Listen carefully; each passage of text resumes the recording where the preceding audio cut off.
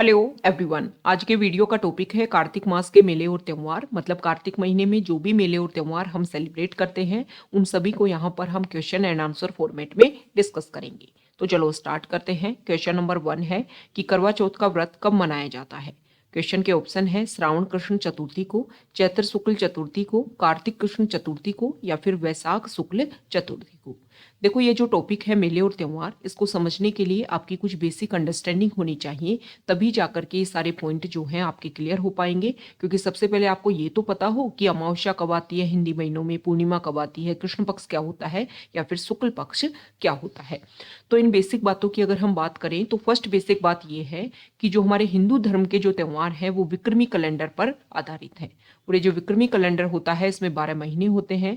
इन 12 महीनों का क्रम जो है वो आपको ऐसे कैसे याद में रखना है। तो इसमें फर्स्ट महीना होता है चैत्र, फिर वैशाख, फिर ज्येष्ठ, आषाढ़, श्रावण, भाद्रपद, आश्विन, कार्तिक। और कार्तिक जो महीना है उसके बारे में आज के इस वीडियो में हम डिस्कस करेंगे। कार्तिक महीने के बाद में आता है मार्गशीर्ष, फिर आता है पौष, फिर आता है माघ और फिर लास्ट महीना होता है फाल्गुन। इस तरीके से 12 महीनों का जो क्रम है, नाम आपको ऐसे के ऐसे याद होने चाहिए कि कौन से महीने के बाद में कौन सा महीना आता है। अब देखो, जो हमारे जनवरी फरवरी ये जो महीने होते हैं ना, जो हमारे अंग्रेजी कैलेंडर के जो महीने होते हैं, इसमें 7 दिन का एक सप्ताह होता है और हर महीने में 4 से 5 सप्ताह होते हैं। इस तरीके से 4 से 5 सप्ताह मिलकर के एक महीना बनता है।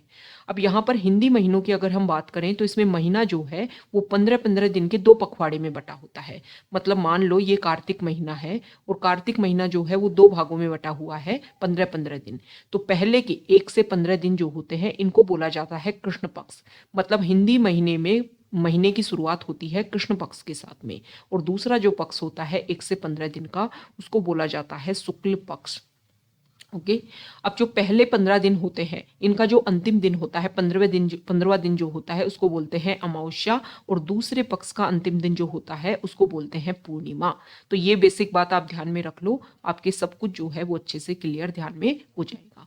एक इन चीजों को याद रखने का अच्छा तरीका ये है कि आपके घर में जब भी कोई त्यौहार मनाए जाते हैं तो उनकी तिथि जो है वो आप ध्यान रखने की कोशिश करो कि अच्छा अब नवंबर चल रहा है तो हिंदी महीना कौन सा चल रहा होगा, वो आप कंपैरिजन करो। अच्छा, दीपावली आ रही है तो कब मनाई जा रही है। फिर इस तरीके से आपकी चीजें जो है ना याद रहने लग जाएंगी। तो ये टॉपिक जो है ना बहुत ही अच्छा अमेजिंग टॉपिक आपके लिए बन जाएगा।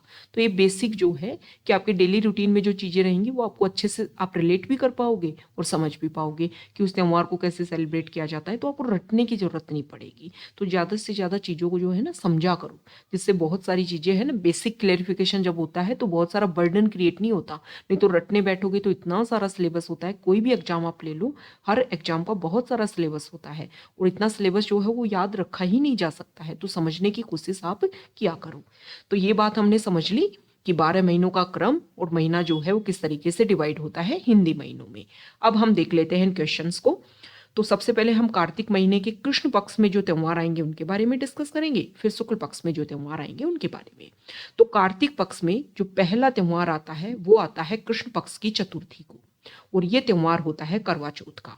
इसमें जो महिलाएं होती हैं वो अपने पति की लंबी उम्र की कामना के लिए व्रत करती हैं, और त्यौहार आता है कार्तिक कृष्ण चतुर्थी को। ये बात आपको ध्यान में रखनी है। देखो, चौथ की जब भी बात आए तो चौथ का व्रत आता है कृष्ण पक्ष में, क्योंकि शुक्ल पक्ष की जो चतुर्थी है उसका चांद देखना एक तरीके से माना जाता है कि चोरी का आरोप लग जाता है, इसलिए चांद नहीं देखा जाता है। बस एक अपवाद आपके पास रहेगा भाद्रपद की। भाद्रपद जो महीना आता है उसकी शुक्ल पक्ष की जो चतुर्थी आती है उस दिन आती है गणेश चतुर्थी, गणेश जी का जन्मदिन। तो उस दिन जो है चतुर्थी को कोई फेस्टिवल आता है। नहीं तो जितने भी चतुर्थी के फेस्टिवल है वो कब आते हैं, कृष्ण पक्ष में आते हैं। ओके।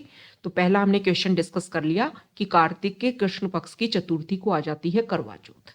अब इसके कुछ दिन बाद में अष्टमी को आ जाती है, कृष्ण पक्ष की अष्टमी को आती है जिसको बोलते हैं अहोई अष्टमी। तो क्वेश्चन आ जाएगा कि अहोई अष्टमी कब मनाई जाती है, तो कार्तिक के कृष्ण पक्ष की अष्टमी को। इस दिन जो महिलाएं हैं वो अपने बच्चे की लंबी उम्र की कामना के लिए व्रत करती हैं। अब देखो, कार्तिक महीना मतलब क्या आ जाएगी, दीपावली आ जाएगी। तो दीपावली जो त्योहार है वो 5 दिन का त्योहार होता है। इसको पंच उत्सव के नाम से भी जाना जाता है, पंचोत्सव के नाम से भी जाना जाता है, दीपोत्सव के नाम से भी जाना जाता है, क्योंकि दिए जो हैं इस त्योहार पर जलाए जाते हैं। तो क्वेश्चन है कि दीपावली कब मनाई जाती है। तो इस क्वेश्चन को हम अच्छे से डिस्कस कर ले हैं और दीपावली के पहले और बाद में जो त्यौहार मनाए जाते हैं उन सभी को भी हम यहाँ पर क्लियर कर लेंगे। तो आप ये समझिए कि देखो कार्तिक की जो अमावस्या मतलब कार्तिक का जो पहला पक्ष है उसका 15वां दिन जो आता है कार्तिक अमावस्या, उस दिन मनाई जाती है दीपावली। और दीपावली जो मेन त्योहार होता है इसके 2 दिन पहले से, मतलब कार्तिक कृष्ण पक्ष की त्रयोदशी से 13वें दिन से और 14वें दिन, 2 त्योहार तो पहले आते हैं और 2 आएंगे बाद में। मतलब कार्तिक के शुक्ल पक्ष की प्रथमा को और सेकंड डे इसको भी त्योहार मनाया जाता है। इस तरीके से बन करके 5 दिन का त्योहार हो जाता है। तो सबसे पहले बात करेंगे कार्तिक कृष्ण पक्ष की त्रयोदशी को। इस दिन होती है धनतेरस और इस दिन बर्तन खरीदना जो है शुभ माना जाता है। और जो ऋषि धन्वंतरी जो होते हैं ना, उनकी क्या मानी जाती है, जयंती भी मानी जाती है। ऐसा बोलते हैं कि समुद्र मंथन जब हुआ था तो धन्वंतरी जो है, ऋषि धन्वंतरी सबसे पहले क्या लेकर के आए थे, कलश लेकर के उपस्थित हुए थे। तो इस दिन बर्तन खरीदना सबसे शुभ माना जाता है। फिर कार्तिक कृष्ण पक्ष की जो चतुर्दशी आती है उस दिन होती है रूप चतुर्दशी और इसको छोटी दिवाली के नाम से भी जानते हैं। और फिर आती है कार्तिक अमावस्या को बड़ी दीपावली या फिर दिवाली। अब देखो ये बड़ी दिवाली जो होती है इस दिन 2 हमारे महान पुरुष, एक तो भगवान महावीर जो जैन धर्म के 24वें तीर्थंकर और इसके अलावा महर्षि दयानंद सरस्वती, इन दोनों की डेथ एनिवर्सरी आती है। मतलब कार्तिक पूर्णिमा वाले दिन जो है, दीपावली वाले दिन जो है, इन दोनों की मृत्यु हुई थी। इनको निर्वाण जो है, मोक्ष की प्राप्ति जो है इस दिन हुई थी। अब देखो जो जैन धर्म के जो फॉलोअर्स हैं उन्होंने जैसे ही भगवान महावीर को निर्वाण की प्राप्ति हुई तो उनकी याद में एक कैलेंडर जो है उन्होंने चलाया था जिसका नाम है वीर निर्वाण संवत, वीर निर्वाण संवत। और इसीलिए जो है जो भी बणिए जो होते हैं वो अपनी जो बही खाता है वो दिवाली वाले दिन चेंज करते हैं। वो आज भी इस संवत को, इस कैलेंडर को फॉलो करते हैं। ओके, तो ये हमने बेसिक बात डिस्कस कर ली। तो कार्तिक का पहला पक्ष जो है वो कंप्लीट हो गया। अब आते हैं कार्तिक के दूसरे पक्ष में। तो कार्तिक की शुक्ल पक्ष की जो प्रथमा होती है, प्रतिपदा होती है, उस दिन होता है अन्नकूट, मतलब उस दिन होता है गोवर्धन, गोवर्धन की पूजा की जाती है और अन्नकूट महोत्सव मनाया जाता है। राजस्थान में नाथ द्वारा का जो अन्नकूट महोत्सव है वो काफी ज्यादा फेमस है और इसमें भील जनजाति जो है वो पार्टिसिपेट करती है। ओके, इसमें अन्नकूट महोत्सव में। तो बेसिक बात देख ली। फिर आता है सेकंड डे, कार्तिक शुक्ल पक्ष की सेकंड डे को होती है भाई दूज। बहनें जो हैं भाई की पूजा करती है, अपने घर पर बुला करके उनको खाना खिलाती हैं और भाई के लंबी उम्र की कामना करती हैं और इसको यम द्वितीया के नाम से भी जानते हैं। हो गया। अब कार्तिक के शुक्ल पक्ष की प्रथमा और द्वितीया को हमने देख लिए। उसके बाद में 8वें दिन जो है वो होती है गोपी अष्टमी। इस दिन जो है गाय और गाय के बछड़े की पूजा की जाती है। इसके अलावा हम गाय के बछड़े की अगर हम बात करें तो बछबारस जो आती है, बछबारस कब आती है, भाद्रपद के कृष्ण पक्ष की जो बारस होती है ना, द्वादशी जो होती है, उस दिन आती है बछबारस। इस दिन चाकू का उपयोग नहीं किया जाता और बछड़े की पूजा की जाती है। और यहाँ पर भी गाय की और बछड़े की कार्तिक के शुक्ल पक्ष की अष्टमी को। अब आती है नवमी और नवमी को होता है आंवला नवमी। आंवले का सेवन किया जाता है और इसको अक्षय नवमी के नाम से भी जानते हैं। ओके, तो हमने डिस्कस कर लिया कार्तिक के शुक्ल पक्ष की नवमी तक के त्योहार हमने डिस्कस कर लिए। अब यहाँ पर देखो हम अच्छे से समझते हैं इन चीजों को। नवमी तक के त्योहार देख लिए ना हमने। अब हम देखेंगे नवमी के बाद में आती है एकादशी। 8वीं को देख लिए, नवमी को देख लिए। अब यहाँ पर शुक्ल पक्ष में 11वां दिन आता है। इसका क्वेश्चन भी हमने देखा है कि देव उठनी एकादशी मनाई जाती है। देव उठनी मतलब इस दिन भगवान जो है वो उठ जाते हैं। देव उठनी जो एकादशी है इसको हम प्रबोधनी एकादशी के नाम से भी जानते हैं। प्रबोधनी एकादशी, और इसको हम तुलसी एकादशी के नाम से भी जानते हैं। और अजमेर में जो पुष्कर जगह है वहां पर पुष्कर मेला जो है वो इस दिन से शुरुआत हो जाती है, पुष्कर मेला की। किस दिन से? देव उठनी एकादशी से। और देव उठनी एकादशी कब आएगी? तो कार्तिक के शुक्ल पक्ष की एकादशी को। अब देवउठनी क्यों बोला जाता है? क्योंकि हिंदी महीने में जो महीना आता है चैत्र, वैशाख, ज्येष्ठ, आषाढ़, आषाढ़ जो महीना आता है, इस आषाढ़ महीने की शुक्ल पक्ष की, आषाढ़ के शुक्ल पक्ष की जो एकादशी आती है उस दिन होता है देवशयनी एकादशी। भगवान जो है, देवता जो है वो 4 महीने के लिए सो जाते हैं और इन 4 महीनों में कोई भी पवित्र काम नहीं होता है। और आपने देखा होगा कि देव उठनी एकादशी से फिर से शादी ब्याह जो है वो शुरुआत उनकी हो जाती है। तो देव उठनी एकादशी, तो इसके पीछे की कहानी भी आपको पता होगी कि राजा बलि जो है वो काफ़ी ज़्यादा शक्तिशाली हो गए थे। उन्होंने जो है धरती आसमान सब जीत लिया, और जब वो स्वर्ग लोक को भी जीतने की कोशिश कर रहे थे तो इंद्र जो है वो विष्णु भगवान के पास जाते हैं कि राजा बलि को रोकिए, नहीं तो वो सब कुछ अपने कब्जे में ले लेंगे। तो विष्णु भगवान जो है वो छोटे से बालक का रूप धर के, वामन रूप धर के जो है जाते हैं बलि के पास में कि आप हमें कुछ क्या दो, गिफ्ट दो। राजा बलि बोलते हैं आपका जो मन हो मांग लो। तो बोलते हैं 3 पग जमीन दे दो।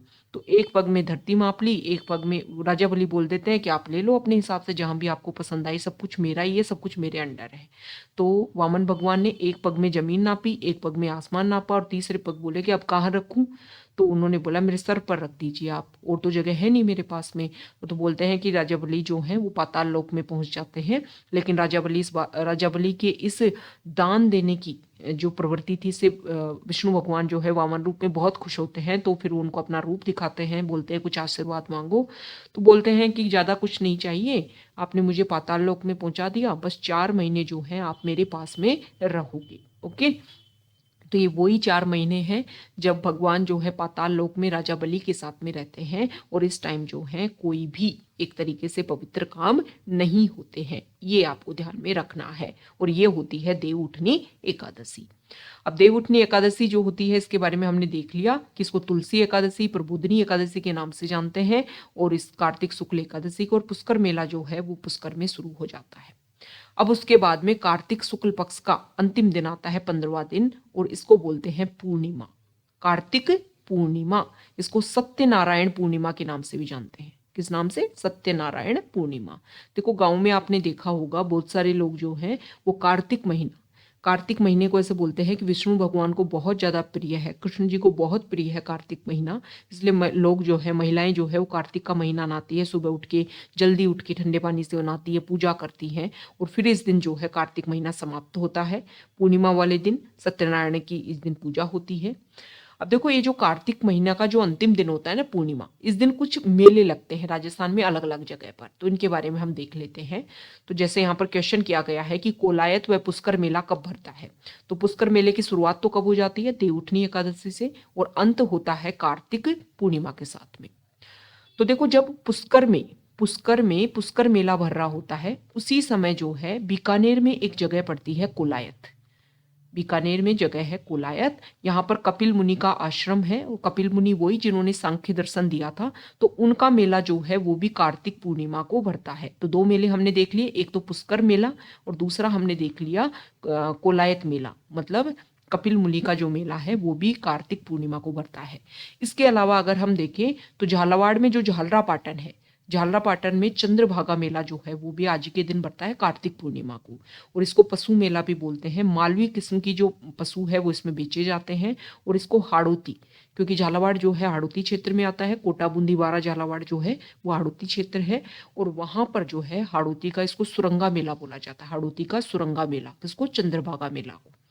इसके अलावा एक मेला और भरता है सवाई माधोपुर में, एक जगह है सवाई माधोपुर में जगह है रामेश्वरम, और रामेश्वरम जो जगह है वहां पर 3 नदियां आकर के मिलती हैं। वहां पर मिलती है नदी चंबल नदी, इसके अलावा अगर हम देखें तो बनास नदी, और एक नदी मिलती है सीप नदी। 3 नदियों का त्रिवेणी संगम है। तो वहां पर भी मेला भरता है, किस दिन? कार्तिक पूर्णिमा वाले दिन। तो हमने बात कर ली है बेसिक बातें जो आपके लिए बहुत ज़्यादा इंपॉर्टेंट है। कार्तिक महीने में जो भी मेले त्योहार जो सेलिब्रेट किए जाते हैं उन सारे से रिलेटेड जो भी इंपॉर्टेंट फैक्ट है उन सबको हमने यहाँ पर कवर कर लिया है। ये सारे के सारे क्वेश्चन PYQ हैं, राजस्थान के किसी ना किसी एग्जाम में कभी ना कभी जरूर पूछे गए हैं, किसी ना किसी तरीके से ऑप्शन चेंज करके, ऑप्शन को किसी और तरीके से बना करके। ओके, तो बेसिक कंसेप्ट आपके क्लियर कर दिए हैं। अब आपके कोई भी क्वेश्चन जो है इससे रिलेटेड कभी गलत नहीं होंगे अगर आपने अच्छे से इस वीडियो को 2-3 बार व्यू कर लिया तो। ओके, तो अगर आप यहां तक आए हैं, वीडियो आपको अच्छा लगा है तो प्लीज वीडियो को लाइक कर दीजिए, शेयर कर दीजिए और चैनल को सब्सक्राइब कर दीजिए। Okay, thank you.